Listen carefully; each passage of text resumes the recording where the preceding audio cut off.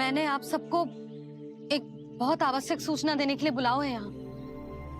आज मैं कान्हा के पीछे पीछे वन गई थी। वहां मैंने कछु ऐसा देखो है जिसकी कल्पना करना भी असंभव है। मैंने बहुत विचित्र मानव देखो वहां, जो मानव जैसा भी ना था। जो भी था ना, साधारण जीव तो ना था। पर जसोदा, ऐसा कैसे संभव हो सकता है? क्या बुद्धि लगाई है यशोदा ने। मेरे सामने एक ना चली तो अब गोपियों को अपनी योजना में सम्मिलित कर रही है। आप तो मेरा विश्वास करो मौसी, मैं सच्ची कह रही हूँ। उसका तो सर भी विचित्र था।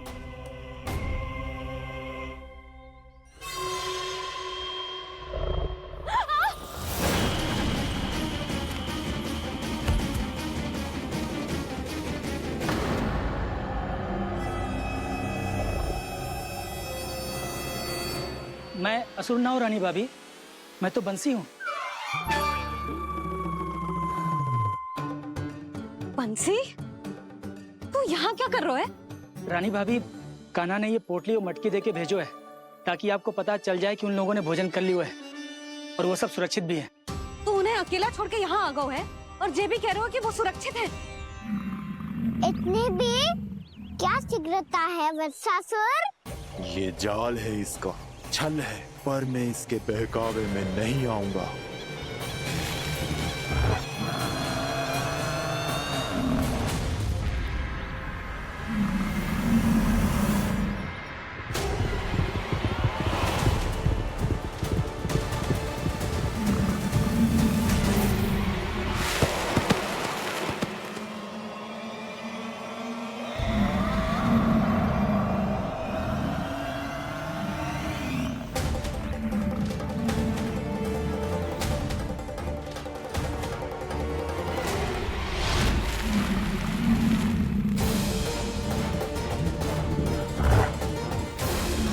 कब तक बच पाएगा तू?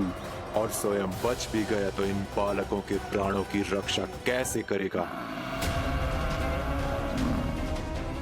यदि तू अपनी हार स्वीकार नहीं करेगा तो इन सबको अपने पांव के नीचे कुचल दूंगा मैं।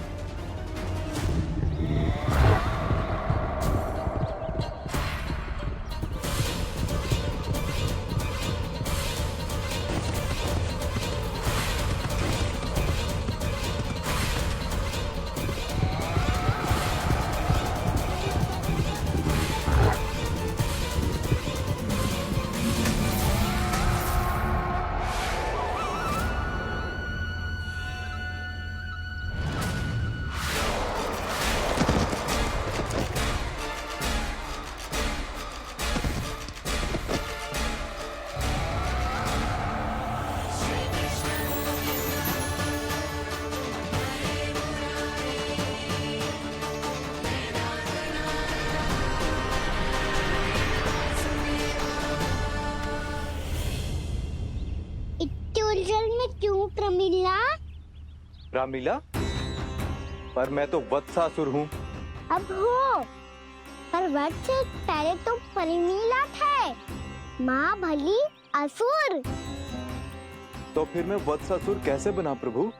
एक बार तुम वहाँ ऋषि वशिष्ठ के आश्रम गए थे। यक्षों, गंधर्वों और देवताओं तक को पराजित करके जिसने अपने अधीन कर लिया, वो मुरुपुत्र प्रमिलासुर आपके द्वार पर खड़ा है। महर्षि वशिष्ठ स्वागत नहीं करेंगे। द्वार पर खड़ा व्यक्ति देवता या असुर नहीं होता है प्रमिला, वो तो बस एक अतिथि होता है और अतिथियों का स्वागत करना हमारी परंपरा है। आओ। पर वो नहीं जानते थे। अभिमान तुम्हारे विवेक को निकल चुका था। आपने हमारा स्वागत तो कर लिया महर्षि, परंतु यहाँ तो हमारे बैठने के लिए उचित स्थान तक नहीं है। हे माता नंदिनी, असुर राज के लिए आसन की व्यवस्था कीजिए।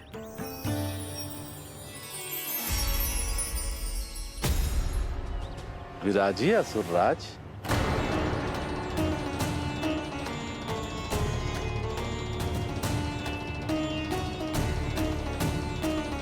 अब जब आपने मुझे बैठने के लिए कहा ही है तो भोजन की व्यवस्था तो होनी ही चाहिए। अतिथि तो ईश्वर स्वरूप होते हैं प्रमिला, और उनकी इच्छा पूरी करना हमारा कर्तव्य है। हे माता नंदिनी, मेरी विनती स्वीकार करें।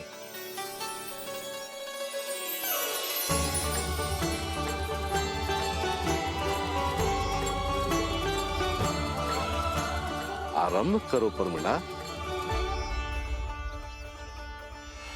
ये तो बहुत ही चमत्कारी गाय है, किसी भी मूल्य पर इसे प्राप्त करना ही होगा मुझे।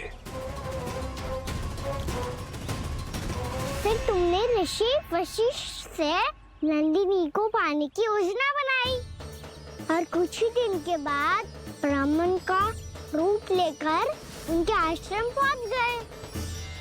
कहिए ब्राह्मण देव, मैं आपकी क्या सेवा कर सकता हूँ? महर्षि वशिष्ठ के आश्रम आया हूँ। रिक्त हाथ वापस लौटना तो संभव ही नहीं है। ईश्वर की कृपा से आपके मन में जो है वो सब मिलेगा। अपनी इच्छा प्रकट कीजिए ब्राह्मण देव। तो महर्षि, ये गाय मुझे दान में दे दीजिए। गाय मुझे दान में दे दीजिए।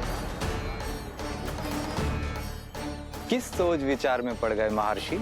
क्या आप ब्राह्मण की इच्छा पूरी किए बिना ही उसे आश्रम से लौटा देंगे? किंतु इस ढोंगी के कुचक्र में मत फंसिए महर्षि। ये ब्राह्मण नहीं, असुर प्रमीला है, जो छल में मुझे आपसे छीनने आया है। छल? मेरे साथ छल करता है दुष्ट? तुझे इस कपट का दंड अवश्य मिलेगा। माता नंदिनी, इसके कुकर्म का फल दीजिए। तूने एक दिव्य गाय को पाने के लोभ में अपना वेश बदला था। अब मैं तुझे श्राप देती हूँ, तेरा वेश सदा सदा के लिए बदल जाएगा। इसी क्षण से गाय का बछड़ा अर्थात वत्स बन जाएगा तू वत्सासुर। बन जाएगा तू वत्सासुर।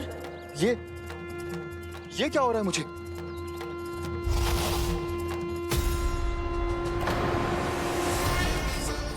मेरा स्वरूप? हाँ। मुझे क्षमा करें मां नंदिनी, अपना श्राप वापस ले लीजिए। महर्षि, मेरी रक्षा करें। मां नंदिनी, मुझे क्षमा कर दीजिए। भूल हो जाने के बाद उसे सुधारने का एक अवसर तो सभी को मिलना चाहिए माँ। इसे क्षमा कर दीजिए माँ, इसे अपनी भूल का पश्चाताप है। आपसे अधिक और कौन जानता है महर्षि, दिया हुआ श्राप वापस नहीं लिया जा सकता। पर मैं तुम्हें वरदान देती हूँ, तुम्हें वत्सासुर के रूप में केवल द्वापर युग तक रहना होगा। उसके बाद स्वयं प्रभु श्री विष्णु के अवतार तुम्हें मुक्ति प्रदान करेंगे।